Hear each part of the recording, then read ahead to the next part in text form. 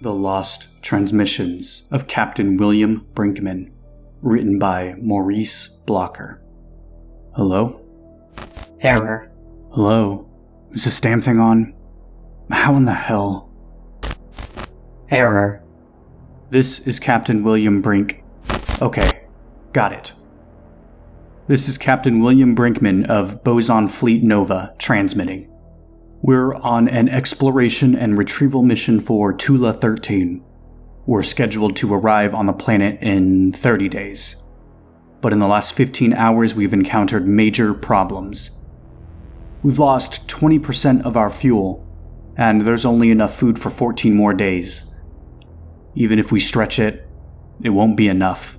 Someone will starve to death, and... Error. End Boson Fleet Nova Transmission 30. This is Captain William Brinkman, transmitting for record. Sometime during our sleep zone, pilot Randall Cummings suffered an abnormally heightened case of space psychosis. Essentially, Mr. Cummings went crazy. He disabled 70% of the ship's functioning capabilities before killing Dr. Ivan Scholar and the ship's co-pilot, Deborah Yin. Debbie's screams are what woke us out of our sleep. We found Mr. Cummings stabbing her in her head. Me, Major Cole, and our ecologist, Juna Sachs, restrained him, but it was too late for Debbie. We couldn't stop the bleeding. She died in my arms minutes later. During our restraint of Mr. Cummings, he hit his head on the corner of the bed rail, causing a deep gash. We tried to treat it, but... Error. The ship is 40% operational right now, but the MES operational machine is still out. It would have been able to perform the surgery needed to save Mr. Cummings. We decided as a crew that one of us needed to put him out of his misery. After some uncomfortable bickering, I volunteered. I tried to make it as quick and painless as possible, holding a pillow down over his face until he was no longer. Error. End Boson Fleet Nova Transmission 31. Captain William Brinkman transmitting for record. In 20 minutes, we'll be in the middle of an asteroid storm the size of 2 football fields. We don't have any pilots, so me and Major Cole will have to try and steer our way through the asteroids. I have to be realistic. I don't believe we'll come out of this minefield alive. When you get this transmission, please tell my wife and daughter I love... Error. Error. Ending Boson Fleet Nova Transmission 32.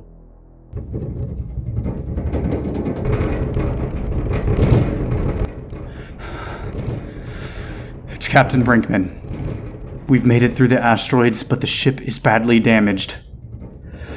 Some type of god-awful thing came through the top hole of the ship. It came from one of the Error. End Boson Fleet Nova Transmission 33. This is Captain William Brinkman of Boson Fleet Nova, transmitting for record. I've locked myself in the transmission locker. It devoured Cole and Sachs. It ripped them open and ate them like they were nothing. It came out of nowhere and chewed Jonah's head like a dog eating a bone. A fucking bone. I wanted to help, but it was too fast and I was too scared. Its eyes... Error. It used Debbie and Randall's remains as some kind of fertilization pod. They've got these huge spores all over their bodies. I watched as some began to hatch. Shit. It's at the door. I set explosives throughout the ship. I'm not dying alone. I'm taking these fucking things with me. When you get this transmission, every crew member aboard Boson Fleet Nova will be dead. Do not send a rescue team. I repeat, do not send... It's here. Tell my wife and daughter I love them. Fuck you, you ugly son of a bitch! Ah! Error. End Boson Fleet Nova, Transmission 34. Ending transmissions for Boson Fleet Nova. An Alert from the Future by EmperorinYellow. As of the moment I'm writing this, I'm currently a senior employee of the Search for Extraterrestrial Intelligence, and I urge readers of this message to share it publicly, as this alert concerns the future of humanity, our planet, and all of space exploration. 3 weeks ago, from this moment, SETI intercepted a most unusual transmission. Its signal came from outer space without question. What is unusual about it is that it originated very close to Earth's higher atmosphere, too far to be from an artificial satellite. After being decrypted, it yielded a text written in English, the contents of which you are about to read. It unnerved me and all of the people who had access to it.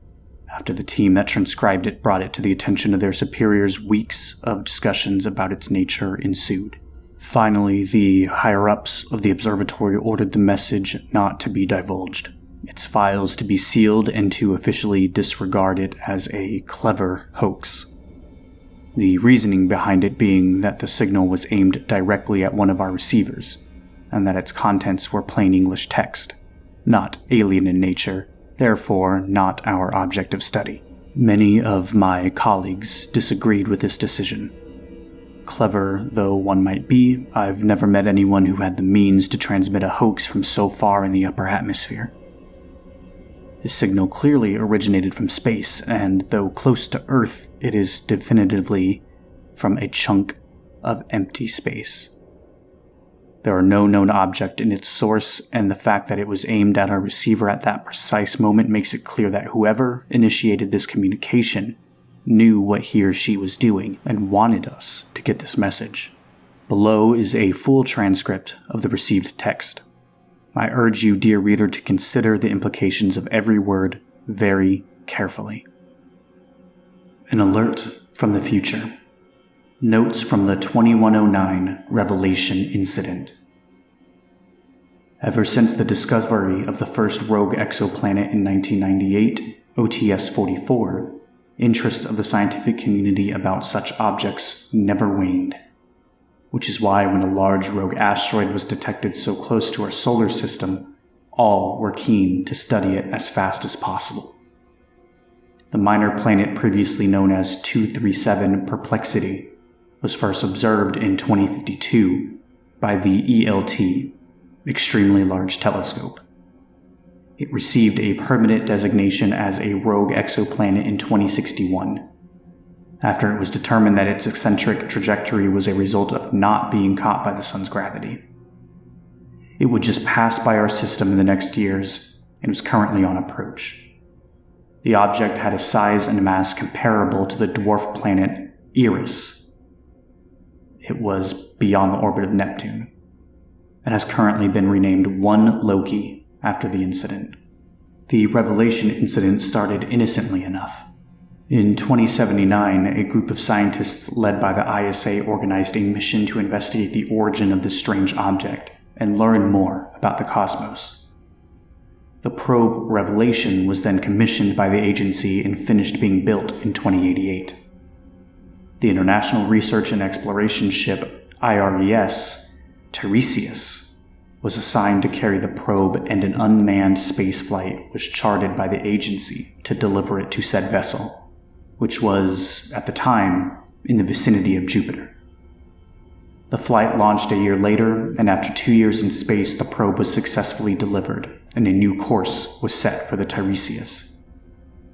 This was to be the longest space mission to date, taking 18 years to reach the Perplexity, with scheduled stops along the way to study other solar system objects until it intercepted the asteroid in its approach beyond Neptune. The Tiresias spacecraft was 4 years old by the time it received the probe at the Europa Moon International Space Facility.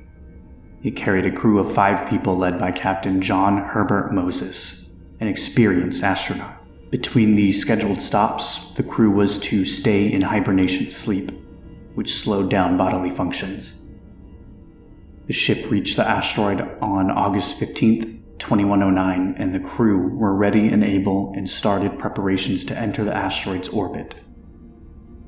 Finally, August 17th, the probe was ready to be deployed. The vehicle was to carry a researcher, Jacqueline Meredith, PhD in planetary geology.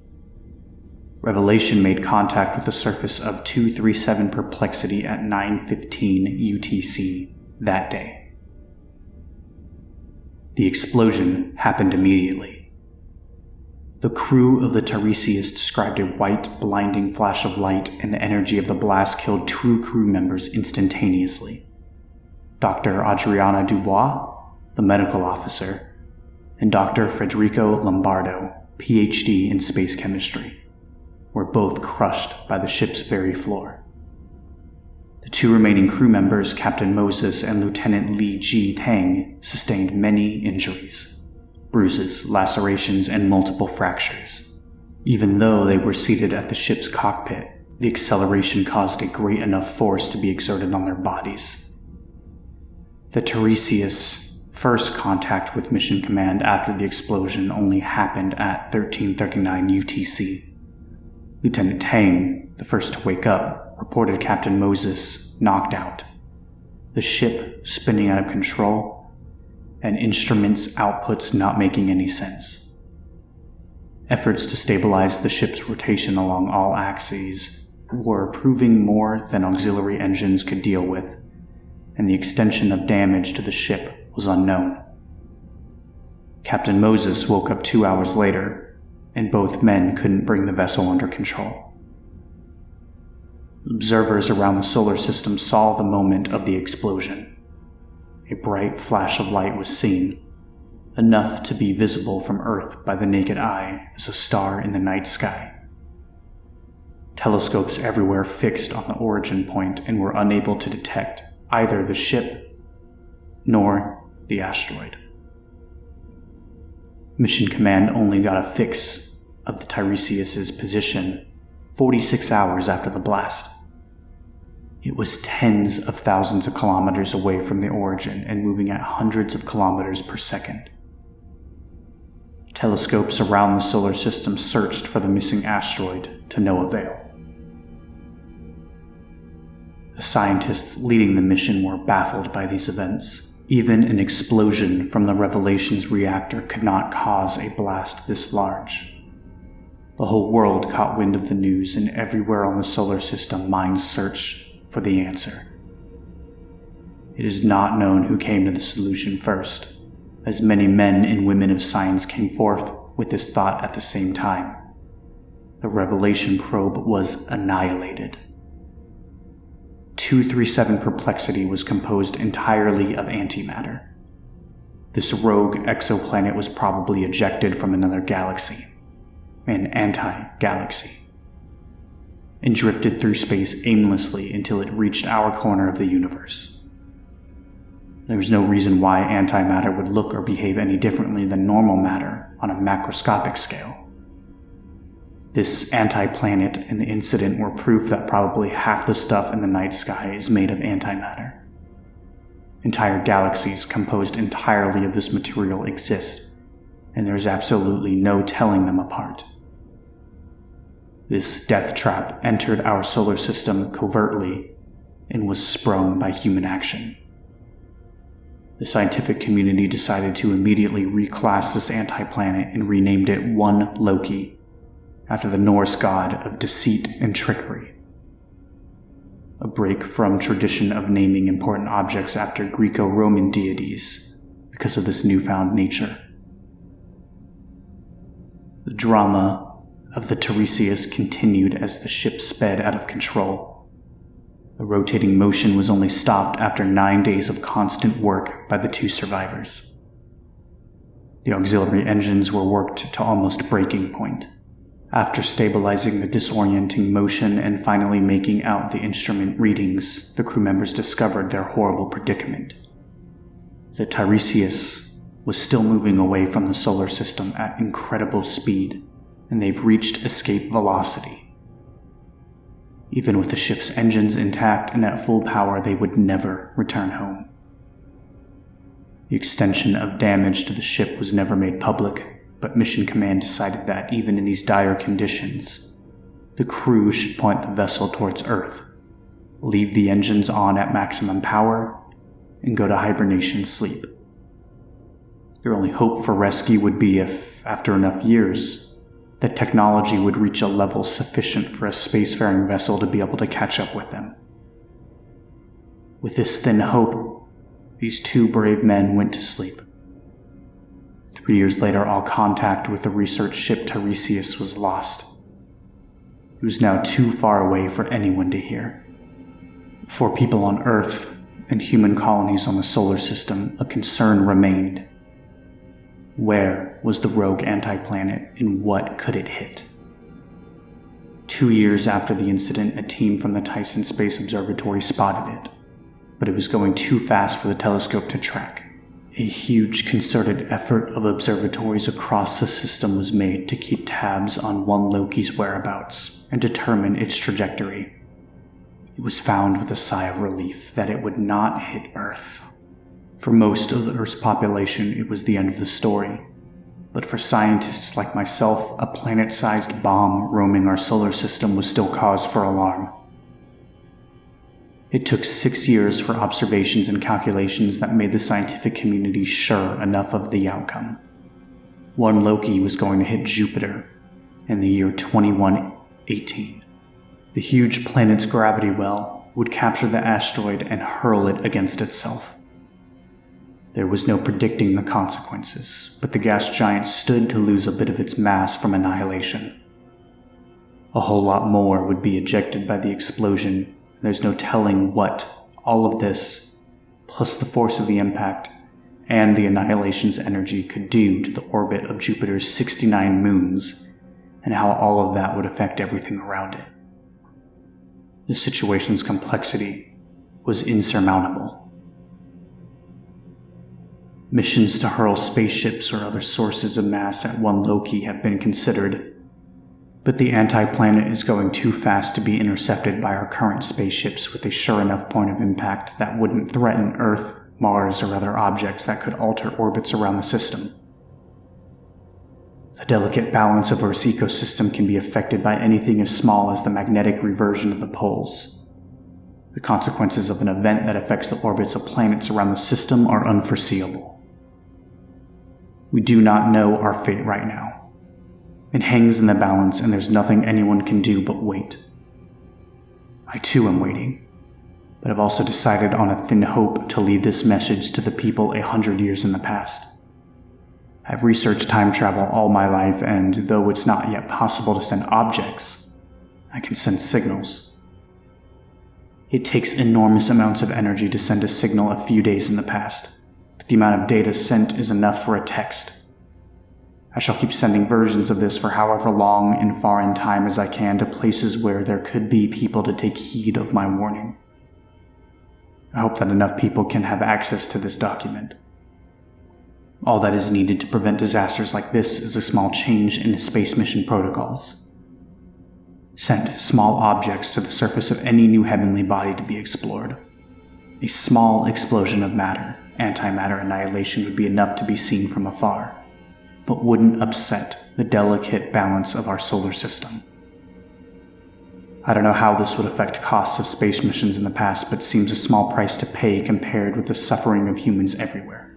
Our colonies are not currently self-sustaining enough to ensure a future for off-world humans in case of Earth's ecosystem collapsing. All of humankind is at jeopardy because of our mistake, because of our eagerness to give into the whims of curiosity. There are live bombs out there in the universe, and there is no way to know how many. They should be rare, but take heed of my warning, and all of this horror and anguish can be avoided. Science is the art of making known the unknown. Act as scientists, and make known this alert. September 3rd, 2118. Dr. Alexa C. Caldwell, Ph.D. in Transdimensional Physics. There ends the transcription. The file on this case is currently sealed. I'm not revealing my full credentials as this could jeopardize my career, but I choose to act as a scientist and heed Alexa's warning as best as I could. I'm publicizing this copy of the transcript and making the world know there is a new and invisible threat to humanity. Please make this known to as many people as possible, so we may enact the small change Dr. Alexa pleaded.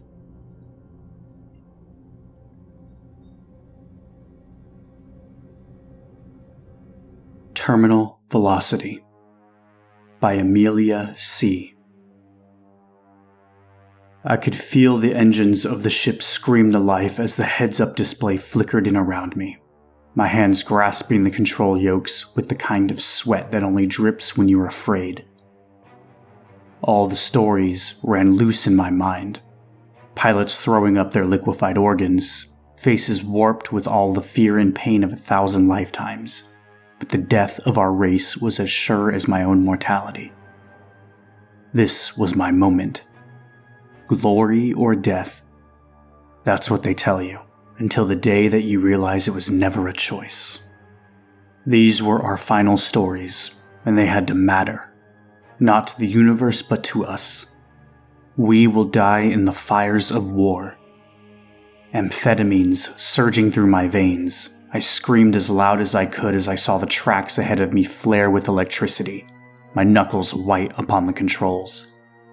"Magnetic catapult engaged," said the onboard computer, the ship rumbling around me as it shrieked like a banshee. I started to accelerate, and the airlock at the end of the track opened up into an infinite blackness.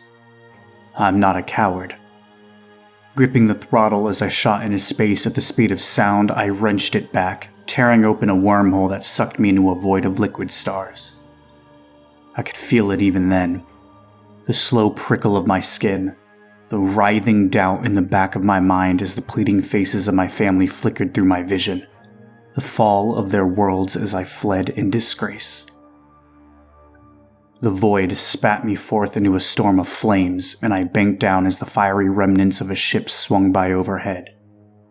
I saw it then, my skull thrumming with pain as I struggled to anchor myself, drifting in darkness above the earth in a haze of shifting matter. Black, feathered tendrils and limbs writhed in unison, swimming eternally through a colossal mass of crawling eyes and razor-toothed maws. Images of chaos and death flashed through my vision as I screamed with raw adrenaline, trying to keep my mind from fading as streams of blood dripped from my eyes.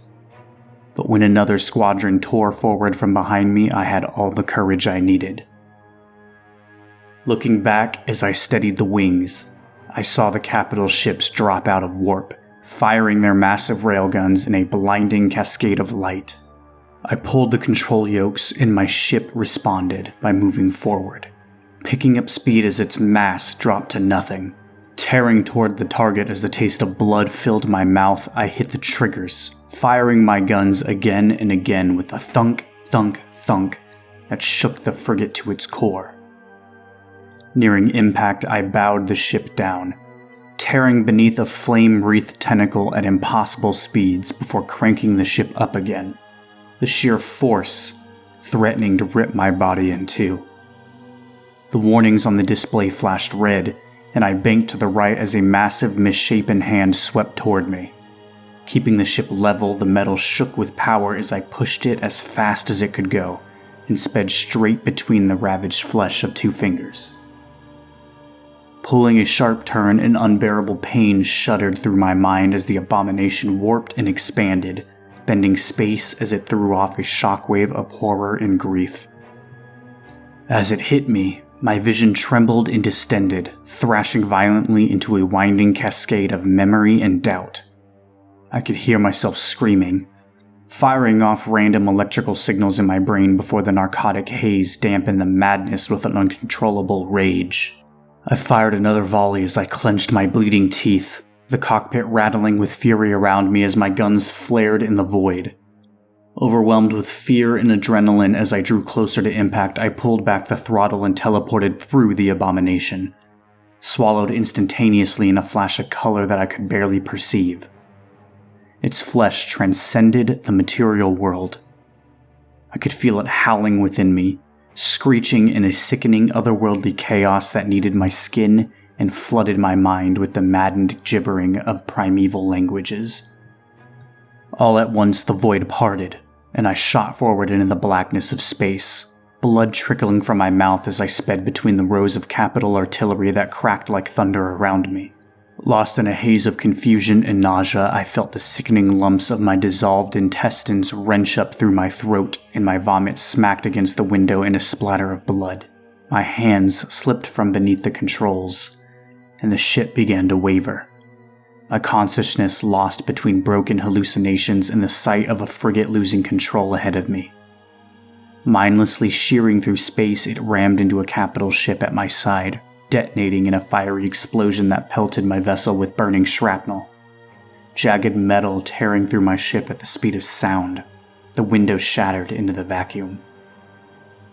There I drifted, suffocating and strapped into the gutted vessel as I watched the remains of the fleet spiral into madness, watched as the nightmare convulsed, surging its awful form toward the earth before engulfing it entirely. Distant mountains torn from their foundations in clouds of debris. The entire oceans burnt away within fleeting seconds.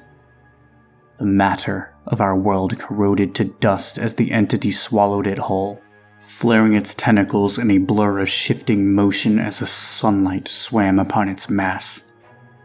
Drowning in blackness as my mind bled away from existence, for once in my life I had proven my worth. Spiraling down into a void of insignificance, hand in hand with the legacy of my species. For one beautiful, cruel moment in time, we were absolved of our hate, and at last, we were together. New Eden. What will it be like on Mars, Daddy? Kelly's father walked to her bedside after turning on the nightlight. He sat down at the end of the bed. Oh, it'll be everything they say on TV. Everything and more. NASA has already made a year-long series of successful trips there, leaving behind men and supplies to get to work. It will take a long time, which is why they want to get started as soon as possible. Do you know what they're working on, Kel? Yeah. Kelly popped up, her eyes glowing with both apprehension and wonderment in the semi-dark room. What are they building? A colony! She exclaimed. Miss Lyons from school taught us all about it. Oh, really? Her father leaned back, nonplussed. Yeah, Daddy. A colony is where a lot of people go to live somewhere else. She also told us that Mars is the 4th planet from the sun, and that it's red and really cold. But by the time the first people get there, the builders will have made it so we can live there. She drew a deep breath. Wow, that's very good, he responded, raising an eyebrow. I'll bet you're going to miss school pretty soon, huh? I guess so. Pensively, she thought about all her schoolyard friends and neighborhood kids that she would miss. It was likely that she would never see them again. She spoke up quietly. Why can't the other kids come with us, Daddy? Her father didn't answer. Why are we the only ones who can go? She persisted. We aren't the only people who will be going, you know. He answered self-consciously. He would need to choose his words with care. Daddy, tell me why nobody from school can't come with us, she asked. Her father hoped against having to answer such a question tonight. He cleared his throat. Kelly, the folks at the eugenics board said we would be necessary people for the future of humankind. Don't think that they didn't want them to go. Instead, think of it as our privilege to go. You should consider that a blessing. He smiled warmly, patting a heavy hand on her forehead. What about Mommy? She looked into his eyes, searching for a suitable answer. For a split second, his persona almost faltered, repressing his heartfelt opinion for another time. Look, I know this will take a bit of adjustment, sweetie. he replied softly, looking away at a picture frame of their happy family. Mom understands how important this is to us, and so does James. We're very, very lucky, you know. Mom and James would want us to go. Please think of it that way. But why did this happen? She asked, the faint hint of disappointment in her voice. Well, it would be too hard to explain to you tonight, he said. But a long time ago, before my father, and before his father, and before his father's father, people learned how to build giant things out of the Earth's resources. They were wonderful things that helped us live the way we do today. But over time, these resources started to run out. Like when in school we learned how to take care of the garden, unless you don't get to use it anymore. Kelly piped up. She was such a bright child. That's right, her father continued. Well, over time we adults didn't learn such a valuable lesson. So now we have to start fresh. They call it New Eden, Kelly. It will be a beautiful place, and you'll make lots of new friends, and you'll grow up into a fine adult. And if they ask about Earth, if they ask, what was Earth like? Do you know how you'd answer? Sure, Daddy, she replied tenderly. It was a beautiful place. Sincerity effused from that statement. It sure was, Kelly, her father replied, betraying a shaking voice that Kelly may or may not have noticed. Please, get some sleep for tomorrow. It will be a busy day. Good night, Daddy. Good night, honey. Tragedy in Blue. Written by Jeffrey von Hauger. Everything all right, Ava? You look shocked. It's this small blue planet, Captain. The one we're approaching. The readings I get are strange. I suggest we... The pilot started shaking in her seat. Ava, what's wrong? Ava? Blood dripped out of her eyes as she tore at her hair and shrieked. The captain and the navigator tried to catch her before she collapsed to the floor. The captain stood up with no time for the dead. I want to know what just happened and why. The ship lurched forward and lost power. The bridge sunk into a darkness that was gradually replaced by the soft blue glow of a shimmering, translucent aquamarine world. Captain, the last readings of the planetoid suggest it's liquid, through and through, said the science officer. A water world? Not exactly. Definitely no core, but its material is thicker than water, like some kind of gelatinous goop. A mix of sulfuric acid, hydrochloric compounds, and silica. No atmosphere. All its elements are contained under the surface. I've never looked through a planet before, said the navigator. As the blue ball got nearer, what once seemed like lights on the surface revealed themselves as stars behind the planet, shining dimly through. Nor have I, said the captain. Engineering? Engineering, is anyone there? All systems are down, including communications. All we have is backup life support. We're adrift and caught in the Jello Blob's gravitational pull. Go see if you can help get the power back. The science officer forced the bridge door open and headed aft. Can we send a distress signal? Asked the captain. No, but we can launch a beacon, responded the communication lieutenant. Do it. The ship fell headlong toward the blue dwarf, and a low audible sound vibrated the eardrums of everyone aboard.